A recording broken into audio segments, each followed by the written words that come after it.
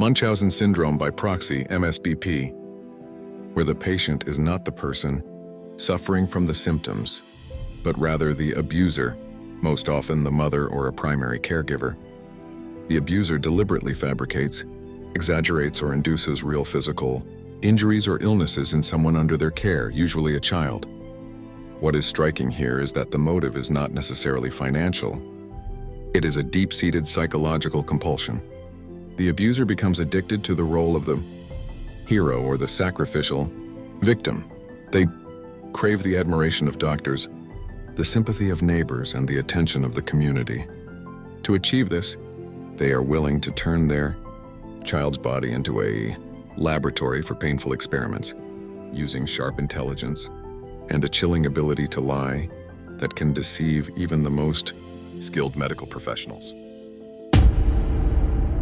Imagine that the only person you believe is protecting you from death is, in reality, the person luring it toward you every single day. The story begins in a beautiful house painted in shades of pink. A mother appears on every television channel as an icon of patience and sacrifice, while her daughter sits in a wheelchair with a faint smile and a shaved head, appearing to battle every modern disease at once. Society applauds the mother, donors shower them with money, and doctors write prescriptions based solely on the mother's tears and her excessive concern. But behind those pink walls lay a terrifying truth. The wheelchair was not a necessity, it was a shackle. The medication was not a cure, it was a slowly dripping poison. The surgeries were not to save a life. They were sacrifices, offered on the altar of a mother's morbid obsession with attention. We are looking at a story that did not end with the word recovery.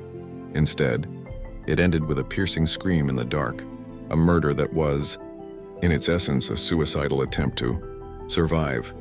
This is the story of Gypsy, Rose and Dee Dee Blanchard, where love and pathology intersect, and where the price of freedom was blood. Before Dee Dee became the mother that the world sees as a saint, her early life in Louisiana was a series of warning signs that predicted her troubled personality. Dee Dee was not normal even before Gypsy was born, but features of fraud and emotional manipulation were part of her formation from a young age. Dee Dee was born into a large family, but her relationship with her parents was ambiguous and suspicious. Family members, her brothers and father, claimed that she had been suffering from petty criminal behaviors since her youth.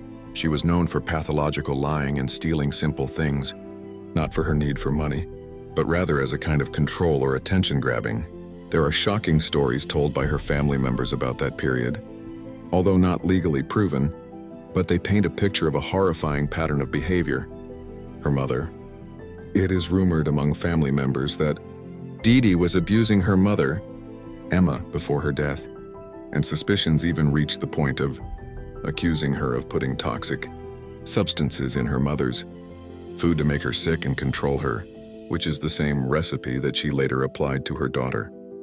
Stepmother.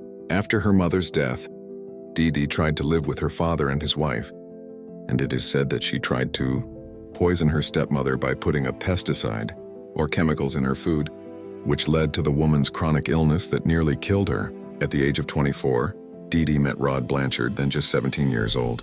Dee Dee became pregnant with Gypsy and they married very briefly. Rod later says that he quickly realized that he had made a mistake. Fetty Dee was not an easy person, and she had a strange tendency to dominate and make up drama. They separated even before Gypsy was born. But Dee Dee later used this separation to paint the image of a single mother who suffers with a sick child, to turn the sympathy of society. As soon as Gypsy was born, Dee immediately began practicing Munchausen syndrome. At just 3 months old, she began to claim the infant suffered from sleep apnea and frequently took her to hospitals. This was the moment Dee Dee discovered the psychological treasure. She found that her daughter's illness gave her absolute authority over everyone, and attention she had never received in her life as a pariah girl in her family.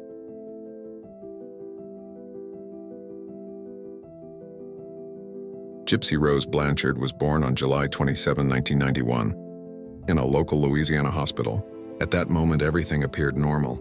Birth records showed no congenital defects or oxygen deprivation. However, for her mother, Claudine Dee Dee Blanchard, A healthy child was not enough to satisfy her pathological craving for attention. Dee Dee began showing signs of Munchausen syndrome by proxy very early on. By the time Gypsy was 3 months old, her mother began frequenting emergency rooms, claiming the infant suffered from sleep apnea. Despite medical tests showing no issues with Gypsy's lungs or brain, Dee Dee's persistence was unwavering, and she began planting seeds of doubt in the minds of the medical staff. By the age of 7, a major turning point occurred. Gypsy suffered a minor injury while riding a bicycle with her grandfather, resulting in a small scrape on her knee. Dee Dee seized this opportunity to claim that her daughter could no longer walk and that the minor accident had revealed an underlying genetic disorder, muscular dystrophy. Dee Dee forced her daughter into a wheelchair, and from that moment, Gypsy was never allowed to stand in front of strangers. Her mother would whisper in her ear, "Our legs are weak, sweetheart. The chair is what protects you saying." This was the start of a long-term brainwashing process, where the child began to believe she was truly disabled, not because she felt pain, but because mom knows best. Dee Dee didn't stop at the wheelchair. She built an arsenal of fabricated illnesses. She claimed Gypsy suffered from chronic epilepsy, leukemia, hearing and vision impairments, and mental retardation that kept her mental age a decade behind her chronological age. To prove these claims, Gypsy was subjected to horrific unnecessary surgeries. Removal of salivary glands. Dee Dee would apply topical numbing agents to Gypsy's gums to cause excessive drooling, convincing surgeons the glands needed removal to prevent her from choking on her own saliva. The feeding tube, G-tube. Despite Gypsy's ability to eat, Dee Dee convinced doctors she couldn't swallow enough nutrients. A tube was surgically implanted in her stomach. Dee Dee would pump liquid nutrition into it in public to elicit pity, while Gypsy secretly ate sweets and fast food in her room. Loss of teeth. Due to the cocktail of unnecessary medications, especially anti-seizure drugs, Gypsy's teeth began to rot and fall out in her teens, giving her the sickly appearance her mother prided as proof of her suffering. Dee Dee was an expert at doctor shopping. If a doctor began to doubt Gypsy's condition or requested more precise tests, Dee Dee would accuse them of negligence and immediately move to another doctor or another state. She destroyed records that didn't serve her narrative and hid reports indicating Gypsy was healthy. Even more sinister, she forged birth certificates and manipulated dates to keep Gypsy looking like a small child. Even when Gypsy reached her 20s, her mother told everyone she was 15 to justify her absolute control and prevent any romantic or social connection with the outside world. In the local Louisiana community, Dee was considered a supermom. She spent 24 hours a day serving her daughter, shaving her head daily to mimic a cancer patient, dressing her in Disney princess gowns, and pushing her wheelchair at every public event. She prevented Gypsy from making friends, and if Gypsy ever asked, "Why can I walk at night but not during the day?" Dee Dee would explode in rage, telling her that the devil was trying to trick her or that she was in a state of medical delirium. The control was as psychological as it was physical. Gypsy believed the outside world was a terrifying jungle and that her mother was the only fortress protecting her from certain death. In 2005, Hurricane Katrina arrived as a divine gift for Dee Dee's plans. Their home in Louisiana was destroyed, and Dee Dee exploited the chaos to claim that all of Gypsy's paper medical records had been swept away by the floods. In doing so, she erased any trace of previous medical skepticism. She moved to Missouri to begin the most dramatic chapter of the deception, where no one knew her past, and where Gypsy was now a victim of both the hurricane and terminal illness.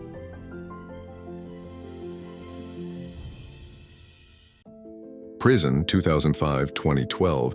In August 2005, as Hurricane Katrina was tearing up the coast of Louisiana, Dee Dee Blanchard saw the wreckage as an opportunity for rebirth. Her escape from the floods was not only an escape from the water, but an escape from the suspicions of some doctors in Louisiana who began to question the discrepancies in Gypsy's medical file. Dee Dee arrived at the shelters pushing Gypsy in her wheelchair, claiming with undying tears that everything was lost. medical records, birth certificates, and reports proving her daughter had muscular dystrophy and cancer.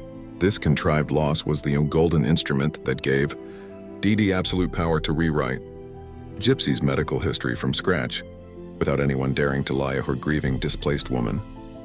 The family settled in the Missouri town of Stratford, and there Dee began to show off her emotional manipulation skills.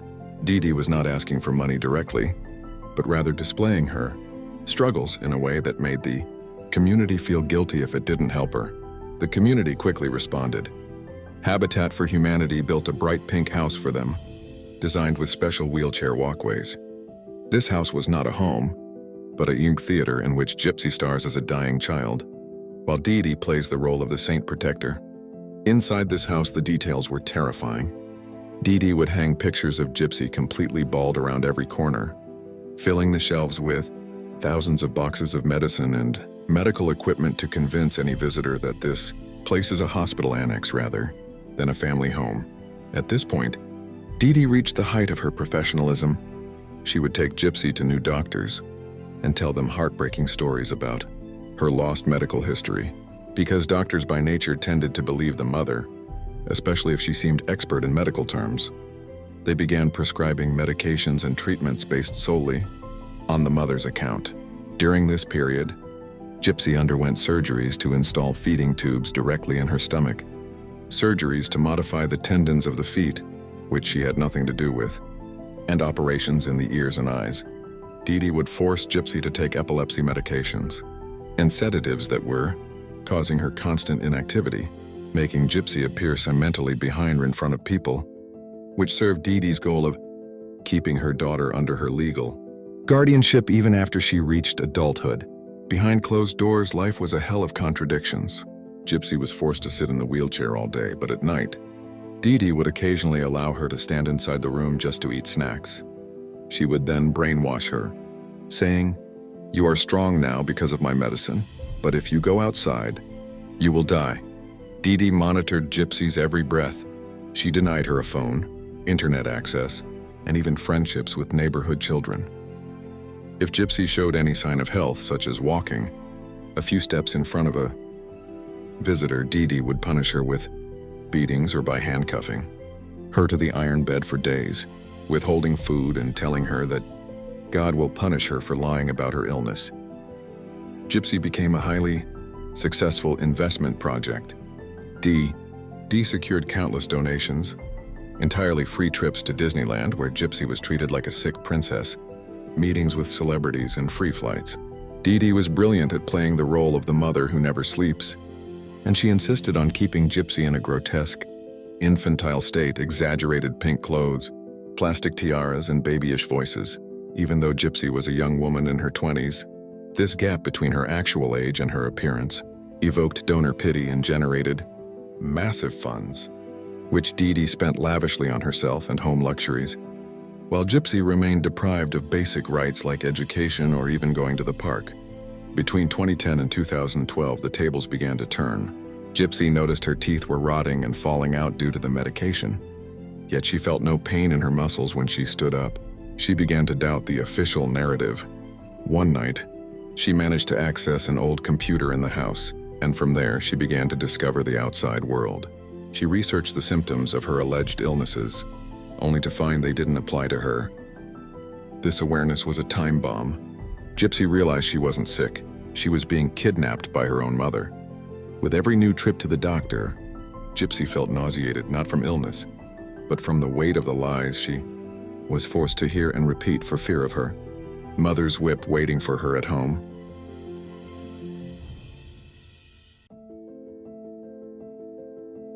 As Gypsy approached her 21st birthday, a bitter internal conflict began to tear her apart.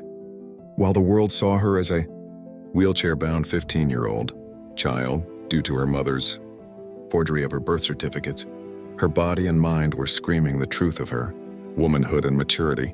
Gypsy began to realize that her confinement was not medical, but a sophisticated psychological and physical prison.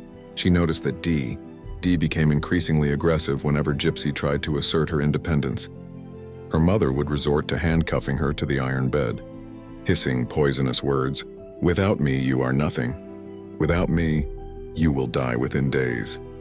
This suppression birthed a voluntary dissociation. By day, she was the silent, obedient daughter, and by night, she was the rebel waiting for her jailer to sleep, so she could begin her journey into the virtual world. Gypsy managed to secretly obtain a laptop, hiding it under her mattress or inside her chest of dress-up costumes. In the early hours of dawn, she would open that screen, her peephole. In the prison wall, she began, Googling her illnesses, and the shocks came one after another. She found no explanation for why she could walk despite having muscular dystrophy, nor why she needed a feeding tube when she secretly craved and ate sweets. This research journey turned her doubts into absolute certainty. I am not sick. My mother is. From that point, her rebellion took an emotional turn. She created fake social media accounts, talked to strangers, and tasted for the first time what it felt like to be seen as a woman rather than a medical case. In 2012, on a dating site, Gypsy met Nicholas Godejohn. Nicholas was no ordinary young man. He suffered from clear mental health issues, including dissociative identity traits and extreme social withdrawal. To Gypsy, all that mattered was that he saw her. To Nicholas, Gypsy was the wronged princess who needed a knight to save her. Their relationship lasted for 2 full years through text messages, emails, and secret video calls. In these conversations, which spanned thousands of pages, Gypsy poured out all her rage and despair. She told him about the beatings, the handcuffs, and the medications she was forced to take that made her head feel heavy. She told him, "My mother will never let me go. She wants to kill me slowly. You have to do something." The murder plot was not born in a single moment. It was the result of a slow poisoning of ideas between 2 deeply disturbed individuals. Gypsy began testing Nicholas's loyalty, asking him to imagine a life together without D. As her mother's pressure at home increased, including an attempt to ban Gypsy from the internet entirely after becoming suspicious of her behavior, Gypsy reached a terrifying conviction: either my death or hers.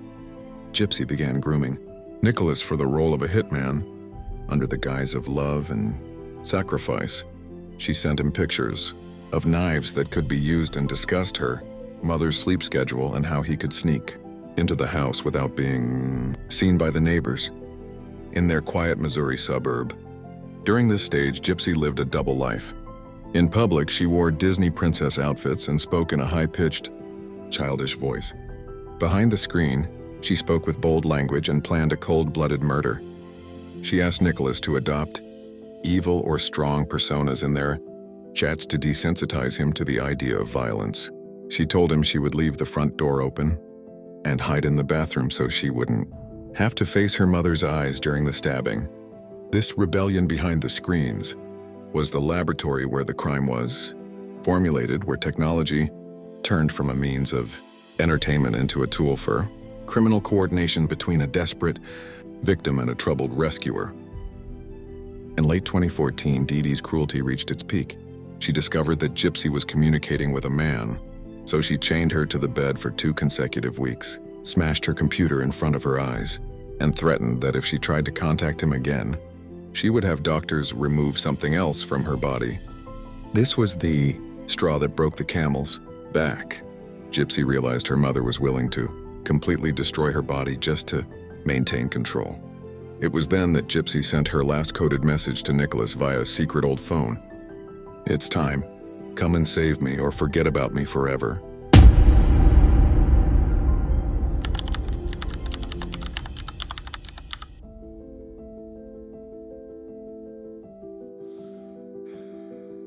The night of June 14th did not begin at the moment of the crime, but days earlier, through feverish secret coordination, Gypsy Rose, a prisoner in her own fabricated body, had prepared everything with a precision that contradicted her image.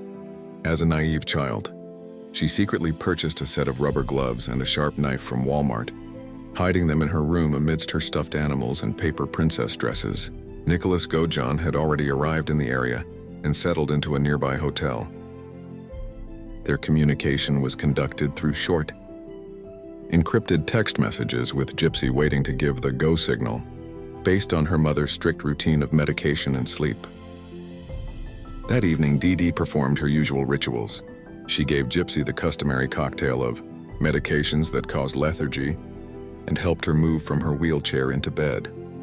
That night, Dee Dee was complaining of pain caused by her diabetes and obesity, unaware that the daughter, whose forehead she kissed before sleep, was currently visualizing her final exit strategy. Gypsy waited for hours in the dark, watching the clock hands move with agonizing slowness, listening to the sound of her mother's heavy breathing from the next room. Those hours were the hardest of Gypsy's life, as the fear of failure battled an overwhelming craving for freedom. After midnight, specifically when Gypsy was certain her mother had fallen into a deep sleep, she sent a message to Nicholas. "The door is open. Come now." Nicholas arrived at the pink house, the house everyone saw as a symbol of love and sacrifice, while he saw it as the prison of the princess he was destined to liberate. Nicholas slipped through the side door Gypsy had intentionally left unlocked. They did not speak. Eyes were the only language in the dark hallway. Gypsy handed Nicholas the gloves and the knife, pointed her index finger toward her mother's room, and then retreated quickly into the bathroom. While Nicholas headed toward Dee Dee's room, Gypsy entered the bathroom, closed the door, and sat on the floor, covering her ears with her hands as hard as she could. She was trying to cancel her own existence at that moment. She didn't want to hear and she didn't want to see. In those few minutes, Gypsy experienced a state of dissociation, imagining herself in another world far away from blood and screams. But the silence was not absolute. Muffled sounds of a struggling body and the thuds of a knife-piercing flesh seeped through, sounds that would haunt Gypsy's nightmares for years behind bars. In the next room, Nicholas was carrying out what he considered a sacred mission. He pounced on Dee Dee while she was sleeping on her stomach and began stabbing her in the back and side. Dee Dee was unable to resist effectively due to her health condition and the suddenness of the attack. The stabbings were frantic and violent, totaling 17 wounds that punctured her lungs and spine. After Nicholas was sure the body was completely still, he emerged from the room trembling, covered in the blood of the woman who, just hours earlier, had ruled her daughter's life like an absolute goddess. Gypsy emerged from the bathroom to find Nicholas in a state of panic. She did not look toward her mother's room. She had a strange determination not to see the body. She gathered some clothes and her mother's cash savings hidden in a safe, amounting to thousands of dollars in donations, and then they left the house together. They took a taxi to the hotel, and there, the first chapter of normal life began. Gypsy dyed her hair, put on ordinary clothes, and stood on her own 2 feet in front of everyone in the hotel lobby without fear. Nicholas was struggling to process what had happened, while Gypsy appeared in a state of quiet daze, as if she had traded an old prison for a freedom she didn't yet know how to handle. After reaching Wisconsin, Nicholas's home, Gypsy grew anxious that no one had discovered the body yet. She feared her mother would remain there alone, and brought to a reflection of the morbid attachment that still bound her to her victim. Consequently, she logged into their joint Facebook account and posted that shocking sentence, "That bitch is dead." When people didn't react quickly enough, she added an even more graphic comment describing what had happened to the body, prompting neighbors to call the police. This post was the signature that closed the case before it even began. Police tracked the IP address to Nicholas's home in Wisconsin, ending the short-lived flight and beginning the great revelation.